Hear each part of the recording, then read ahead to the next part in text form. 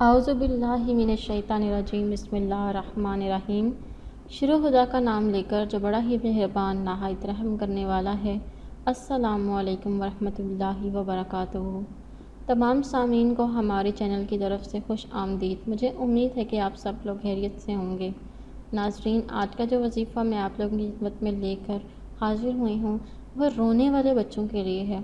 بعض اوقات اکثر چھوٹی عمر میں ہی بچے بہت ہی زیادہ روتے ہیں، یا بعض اوقات ان کی چھوٹی عمر سے جو ان کو رونے کی عادت لگ جاتی ہے وہ بڑی عمر میں اتنے بڑے ہونے کے بعد بھی وہ روتے رہتے ہیں اور ان کی وہ عادت ختم نہیں ہوتی۔ ہر بات کو وہ ضد کر کے رو کے منوا لیتے ہیں، کیونکہ بچپن سے ان کو اس چیز کی عادت ہو جاتی ہے۔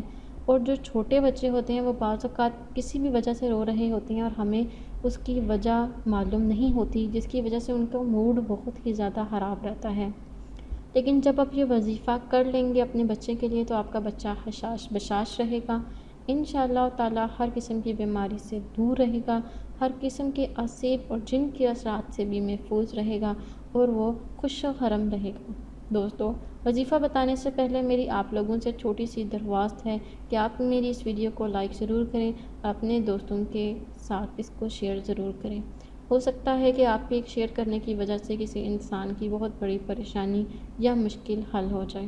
دوستو، اگر آپ کا بچہ کثرت سے روتا ہے تو اس پر دم کرنے سے آپ کا بچہ حشاش بشاش ہو جائے گا۔ آپ نے سب سے پہلے اول واحد 1 مرتبہ درود شریف پڑھ لینا ہے۔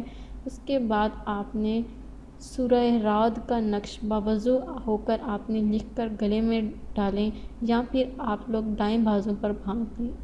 جس شخص کو بہت ہی زیادہ رونے کا مسئلہ ہے، یا اس بچے کو جو کہ بہت ہی زیادہ روتا ہے، اللہ تعالیٰ اس شخص کے اوپر جو بھی مسئلے ہیں وہ اس کو دور کر دیں گے۔ وہ شخص عجیب یا جن کے ساتھ تھے اگر مبتلا ہے تو وہ اس سے بھی محفوظ رہے گا۔ دوستو، اگر آپ کو آج کا وظیفہ پسند آیا ہے تو کمنٹس میں اس کا اظہار ضرور کریں۔ انشاءاللہ تعالیٰ آپ سے پھر ملاقات ہوگی بہت جلد ایک نئی وظیفے میں، ایک نئی ویڈیو کے ساتھ۔ مجھے اپنی دعاؤں میں یاد ضرور رکھیے گا۔ اللہ حافظ۔